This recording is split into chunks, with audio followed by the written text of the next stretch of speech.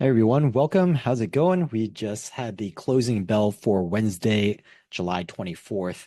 I was expecting the market to be range bound, and it was weaker, weaker than I thought it would be.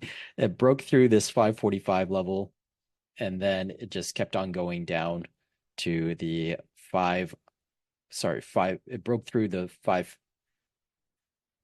Yeah, it broke through the 545 level and kept on going down to the MA50. It even came very close to this 540 level. The low was at 540.30. We just back up a little bit in the last 10 minutes or so. So we are closing very close to that MA50, which was at 541.56. We closed at 541.18. So just a little below that MA50. What does that mean? Well, we said this morning that even if I'm wrong, we have two areas of support pretty close to each other. So it makes one larger, stronger area of support. So we are now at the MA50. Monday, when we came in, we said, hey, well, if it goes below 560, then we will, I'm sorry, not Monday, last week, Tuesday, the same time we drew this 565 level, we drew this 540 level and this 560 level. I said, if it trades below 560, then chances are very good we're going down to 540. Well, that happened today. So everything in between was a little bit more noise, and we were saying, hey, maybe we won't go all the way down here this week. Well, we did go all the way down there this week. So sometimes more information gets you a little bit more confused, and sometimes more information gives you more clarity. And in this case, it muddled the waters a little bit because we thought, oh, maybe we might pause and go up. No, we just traded sideways for a couple of days and came straight down. Now that we had this big move downwards, remember we went down, moved sideways for a couple of days, down. What is likely to happen now?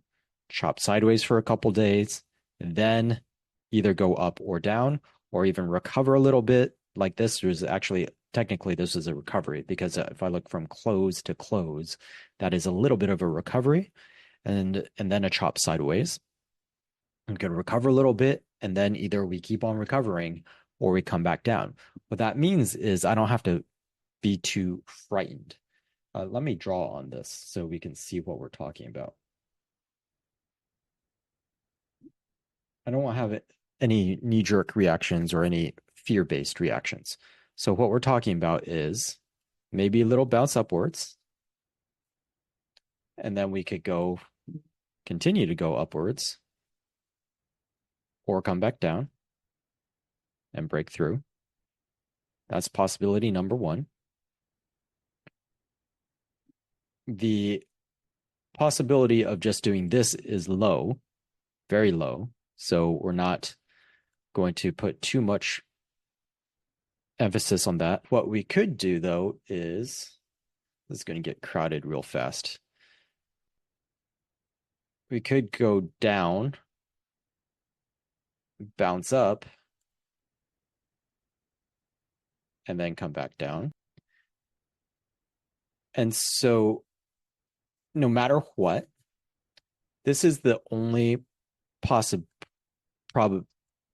event. Let me change colors. Let's make this, I don't know, orange.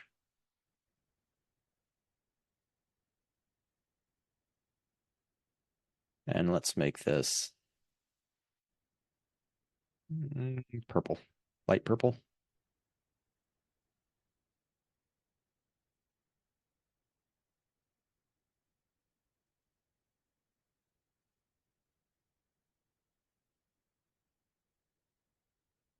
Okay.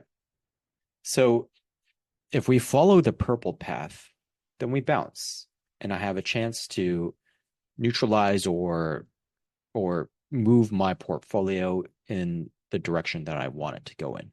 I can determine whether that's going to be down or up at that time, which means that I don't have to do anything today.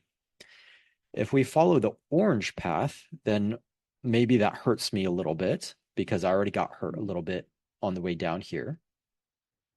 But then I can recover, and then I can position myself well over here, and then we keep on moving down. So that means I don't have to take action right away over here. The only chance, the only possibility where I have to take action right away is this low probability event. So what has happened right now is we had this pullback over here that was roughly 6%, a little. And then now what we've done over here is 4.35%. That's close enough to 5%. So we have a 5% pullback, a 5% pullback. Remember, we expect 2 to 3 of those in a bullish year. And then it might turn into, this might not actually just be the 5% pullback. It could be a 10 to 15% correction. So if I go down to that MA200, that's 12.5%. So that would be a 10 to 50% correction. So I do have this possibility of, oh, I might not bounce up. I might go down. But if I do go down, it's very unlikely that I'm just going to go straight down. So I don't want to be too worried about this event. Maybe I put on a baby hedge right now. And then if we get this, I put on another hedge over here. And then, or if I have this baby hedge on and this just keeps on going down, then I can increase my hedge later. I don't have to take huge and massive action right now. So from everything that I'm seeing is we had a lot of support right here at 540. Of course, that support can disappear by Friday. So the chances are of us pausing or bouncing up slightly are very, very high. This blue arrow is very low probability. So now it depends on the expiration of my positions. If I have stuff that's just expiring Friday anyways, then this possibility is not too concerning because I'm just going to take my positions off by the end of the week anyways. This isn't going to go all the way down to here overnight. It's going to take 1 to 2 weeks, just like this took a couple of weeks. So the action that I take right now in my portfolio just has to be proportionate or appropriate for the positions that I have in the portfolio and the market expectations. So now that we've hit this MA50, let's take a look. Let's see if it was even like broad across all sectors or if it was just limited. And also let's see the VIX action because this morning VIX hadn't reacted that much. That's one of the major reasons why we felt like we were more likely to chop sideways. So what we want to see is, did VIX suddenly spike or did it go it's flat? And if it spiked, well, it's unfortunate timing that we took the VIX off today, but or at the middle of this morning, but it is what it is. We don't, hindsight is 2020. So we did spike up to 18 and that VIX hedge would have helped us. But, our overall portfolio, if you were neutral to slightly bearish in your positioning, then it didn't matter if we had this VIX on or not. It just, your portfolio wouldn't have gotten hurt that much. So we got a nice little bump up in the VIX right now. That is a pretty large move upwards. And this also implies, you see, when we had that last 5% pullback, then we peaked out at 21 and we only were there for 1 day. So this says, hey, well, VIX, if we just have one more kind of similar day to today, we'd probably hit 21. And then that could be it for the pullback.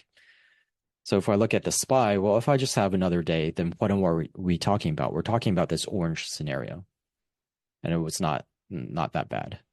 And we have time to reposition ourselves. So let's take a look at how bonds moved and reacted. And then we'll take a look at other, like maybe commodities, the dollar, and then we'll look at momentum, and then we'll look at sectors. So bonds moved downwards. That purple line, we busted right through it. We were well on our way downwards. We have a little bit of support right here around 91, but otherwise we're looking at maybe 89.5, 89, and then maybe re-entering this channel over here. Let's take a look at how our Fed watch is looking. We're back up to 67%, which is weird, really weird. But I guess it's low enough that we're not going to be too concerned about it. And then September 18th, we were back to 100% possibility of a rate cut, which is ridiculous. We should never hit 100% for sure, because there's never anything 100% certain. But even so, we shouldn't even be in the 90s or 80s or even above 50% at this point. So the chances of the Fed pausing at least until November because of elections, then that is the highest possibility. Otherwise, it becomes very political. And we talked about a couple of days ago how Powell and the current Fed really messed up a few years ago when they said that inflation was transitory, and we still have inflation now. So they don't want to make the same mistake and react too early or too quickly. So they're just going to wait for that data. Waiting for that data implies we need at least a few data points. So September is too early. November is possible. December is possible. I would put these at 50 to 60%, probably closer to 50%. September needs to be below 50%. So we should probably see TLT continue to move downwards in the coming weeks. And we're getting pretty close to that July 31st date also. So we should collapse down to zero pretty quickly here. Let's take a look at our momentum levels. So just the 90-day highs and lows. What happened to my stock fetcher?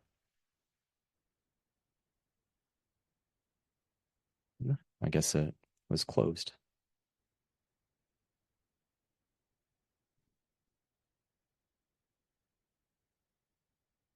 "90-day highs, only 73.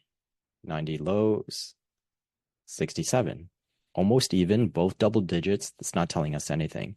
This does not look like, oh my God, we're going way down. This is just flat. This is looking flat. So like I said earlier this week, it's just a big range sideways chop, just even bigger range than I was expecting.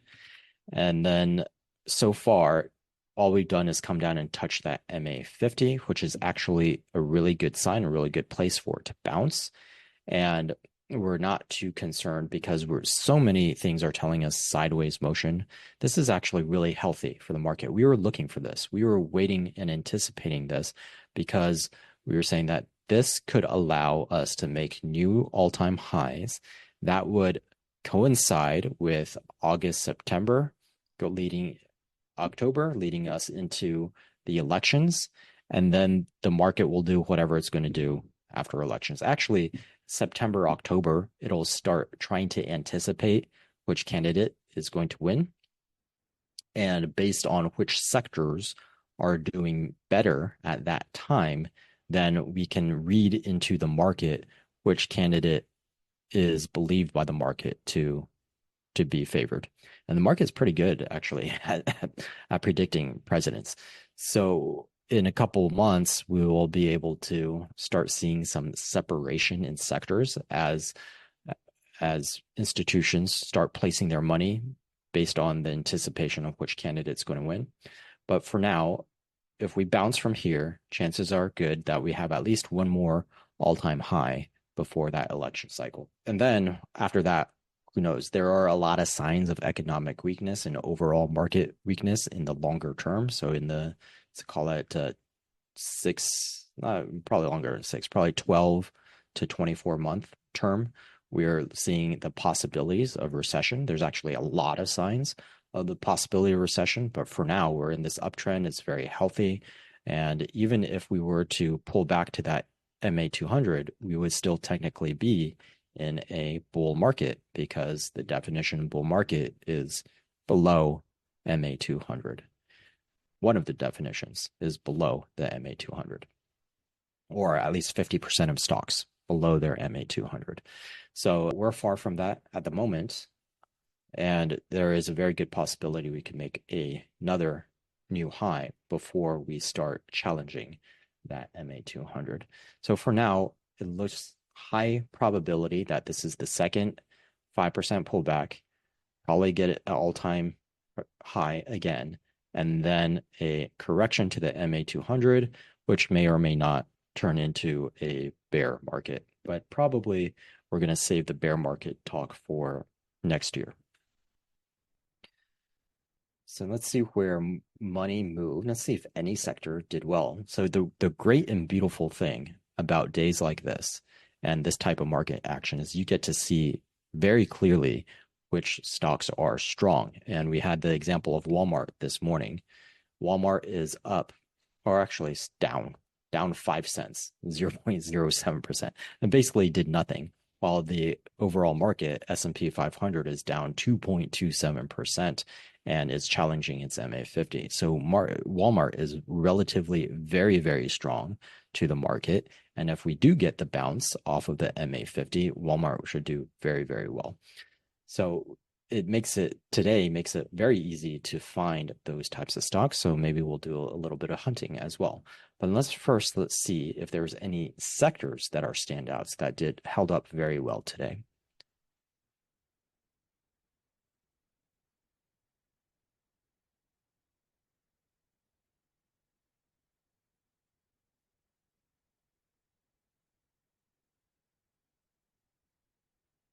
Utilities and healthcare. I guess you could say energies and where's XBI?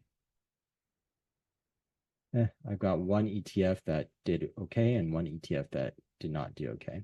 So I'm just going to call it utilities and healthcare and energy. Energy is really just flat. I guess XLP did pretty well also just flat. Let's look at those four.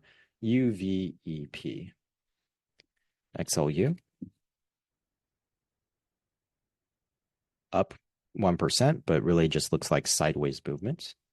Still chopping sideways at or slightly above the MA50, EMA8, and EMA20. That's pretty good and definitely strong relative to overall markets. XLV looking better. There is separation of our moving averages. There was a bounce off of this EMA20 and movement upwards, a confirmation, sideways movement, continued movement upwards. If this wasn't confirmation, this one definitely is. XLV is looking pretty good. Let's look at XLP. Not bad. Pull back to the MA50, EMA20, and that held. So if we get another nice green bar tomorrow, that brings us above the EMA8. XLP is going to look very good. And then XLE Energies.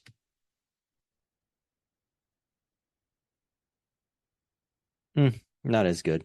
Obviously, sideways movement. What I would wait for is to see if it would come back and retest this downward slope, which may be the MA200 by the time it happens, and then a bounce from there, maybe. Or does it fall through? We would have to see. So energies, I'd hold off on. XLV is looking very good. XLP was looking.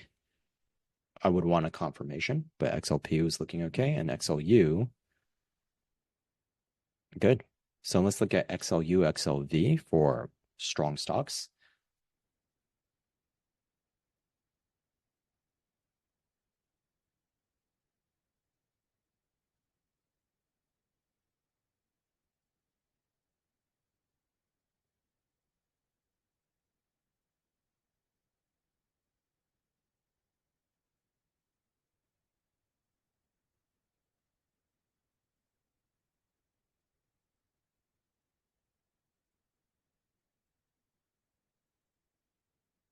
Okay.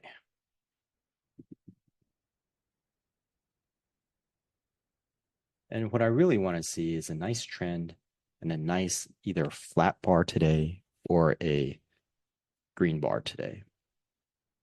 So BSX almost, well, actually BSX does fit the bill. So we've got BSX. I've got to note this somewhere.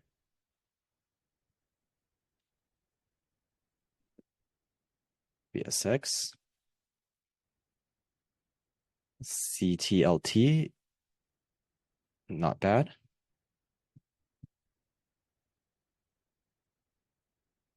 MCK is looking okay.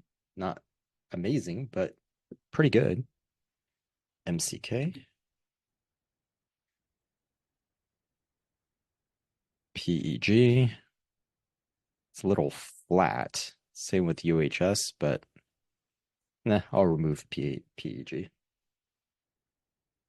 VRTX looking pretty good. NEE, interesting, but I would want some confirmation. SO looking great. NI looking very good. Amgen, a little choppy, but looking pretty good. AEP looking very good. PNW looking very good. Duke Energy looking good. AbbVie looking good. That's enough.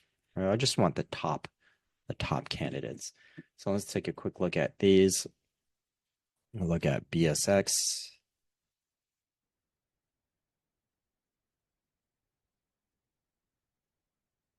This looks good. Just a little flat for my taste. CTLT. I'm not eliminating that yet. I will eliminate CTLT. It just doesn't have enough volatility. It's just such a tiny range. It'll move, but very, very, very slowly. So I'll be waiting a long time, especially if you have an option that has time decay on it, then you're not going to be too pleased about the performance. You got to be very, very patient. MCK. Looking good. We'll revisit this VRTX earnings in a couple days, so we'll take that off the list. Didn't notice BSX and earnings this morning. Earnings this morning, not a huge movement on earnings, but we are positive on the day versus the overall markets. So yeah, we can keep this. I was just wondering if well, maybe volatility never got that high on BSX. That's possible.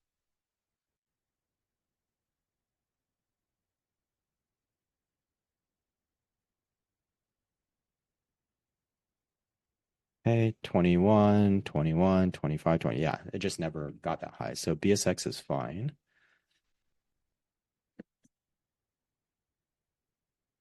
SO, MCK earnings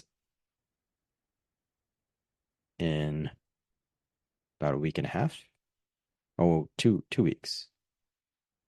2 weeks. That's okay. If we're looking for a 1 week trade or less, then MCK would be okay.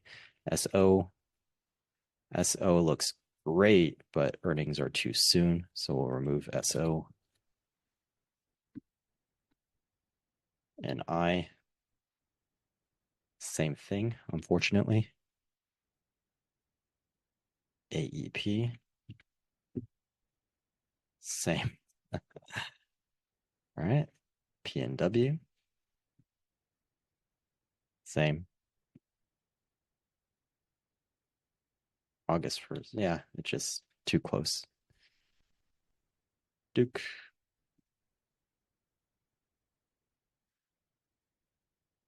August 6th. Well, we were okay with August 7th. I guess I'll be okay with August 6th. AbbVie.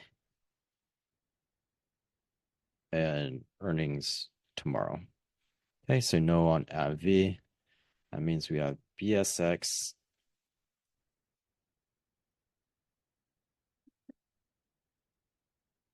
With no earnings considerations. A nice, beautiful trend. Mild movement upwards. We're at the middle of the Keltner channels. So basically we're at the EMA 20, EMA 8. We have a little bit of separation. And so hopefully those will open up. PSX looks like a nice steady hold. MCK. far enough away. Earnings are far enough away that we don't care too much. That's enough time for us. Nice trend, but a sharper pullback over here. And we are right at this area of resistance, like basically right on top of it. So I prefer to break above this 592.5 level before going into MCK. And by the time that happens, we might not have enough time before earnings. So I'm going to remove MCK and then DUK, Duke Energy. Okay, very nice. We broke above this high right here. It's looking really good. August 6th. 1, 2, 3, 4, 5, 6, 7, 8. 8 sessions. Okay. For a couple days. Nice trend. We had a parabolic movement, but then a consolidation, and then a nice strong movement today upwards, while the overall markets were down. I like Duke Energy as well. I like both BSX and DUK, and they're both in different sectors. So I can make an argument of either one or both in a portfolio. Of course, we want to be aware of the downside potential still in the markets. These two would do great if it bounces, but if it continues to move lower, eventually they would get dragged down with it. Maybe slower than other stocks, but eventually they would get dragged down. So it would be more comfortable if there was a pair to pair these up with. So just know that. I'm going to put these in on option strat just as examples. But if this was a real portfolio, I would be balancing them out with something. So at the very least, I would, if I took 2 long, I would be balancing out with at least 1 short, if not 2 shorts. So we'll just do the option strat, and then I'll leave it looking for downside as an exercise for you guys. So if I go a long call on Duke Energy, and we've got earnings coming up, so I would just go out to August 16th because it's going to be a short-term trade, and at the money is probably just fine. 105. Where's my delta? It's 81 delta. That's too high. 41 delta. Yeah, so I prefer this one. So we go ahead and add this, save this trade. This is a long energy pre-earnings. Needs a short pair. Pairing, I should say, or partner. And we are also looking at BSX. BSX, we didn't have the earnings concern, and this could be nice, long, and steady. So probably looking at a 70 delta or a 1% extrinsic value on this. And I could go out to September rather than August. So let's look at our deltas here. And I'll just go see if I can find a 70 delta. Perfect. 75 has almost exactly a 70 delta. So I'll go ahead and save this trade. And this is a long healthcare XLV trade. 70 delta. And needs a pairing. So those are our 2 examples for today. And if we see a bounce in the markets, unless the bounce is exclusive to the QQQ, which I kind of doubt, then we should. So what? Okay, we didn't do that. We should do that. We should take a quick look at QQQ. QQQ broke below its MA50. It has some support right here.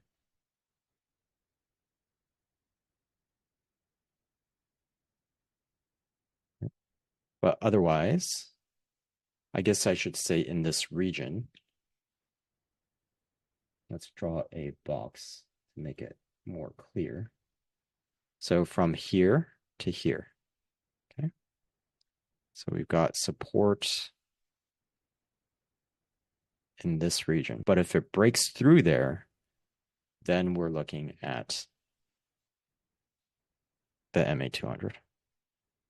So what could happen is that tech continues to break down, but as long as blue chips hold up, that S&P 500 can still continue.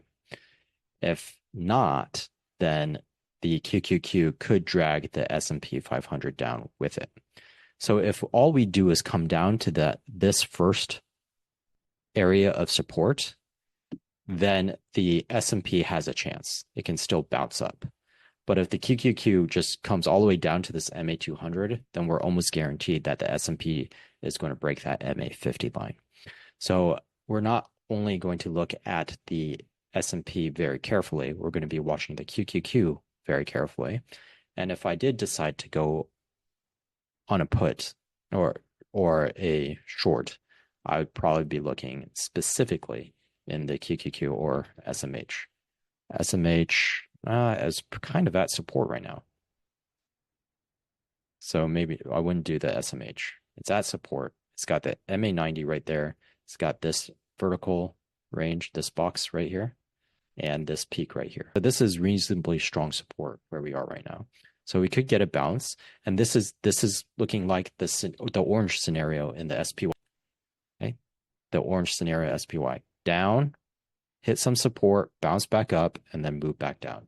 SMH down, hit some support, come back up and hit resistance in the form of either this purple line that we drew or the MA50 and EMA8. Or by the time that happens, it could include the EMA20 as well. And we'd have some pretty heavy resistance right there. And then we can move downwards. So what does that mean for QQQ? Okay, we're probably going to find support right here or even just pause where we are because there is mild, very mild support right there as well. You can see that horizontal line.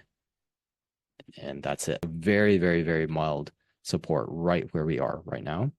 But reasonable chance that we could hit this area of support, move back upwards, just like the orange lines that we drew on S&P.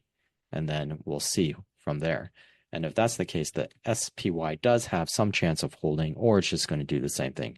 Break below, pop back up, come back down.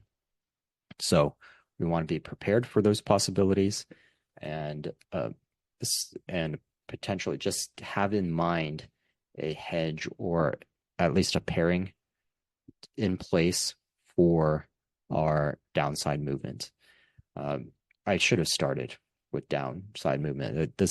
We're already over half an hour in, so I'm not going to take another 10 minutes or so to look for shorts. I should have done the shorts before I did the longs, but we got a little excited about the bouncing from here. So I still think that there's a good chance that we bounce from here before we continue moving lower, if we are going to move lower, or if not, or at the very least chop sideways, because again, we do still have some very, very, very important economic reports tomorrow and Friday, unless of course these are just terrible and everyone gets the fear in them and we just start going lower. That is a possibility also. So just either stay neutral in your actually staying neutral in your portfolio is probably the best idea right now, and maybe a baby hedge either on the SPY or QQQ would be fine. So we'll end the video here and I will see you tomorrow morning. Have a wonderful rest of your day.